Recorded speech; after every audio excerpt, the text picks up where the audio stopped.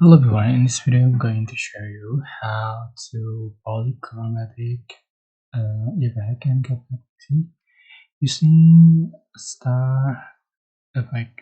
So you can select star and you can select polychromatic 2.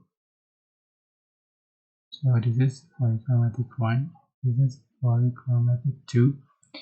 So first you can select your photos or videos you like to edit and go to effect and select polychromatic 2.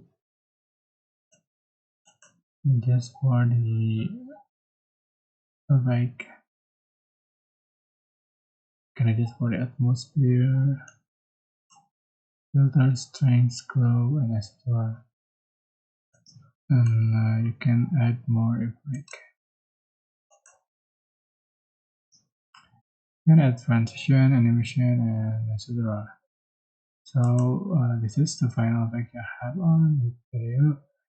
I hope this tutorial was helpful for you. Don't forget to like, comment, share, and also subscribe.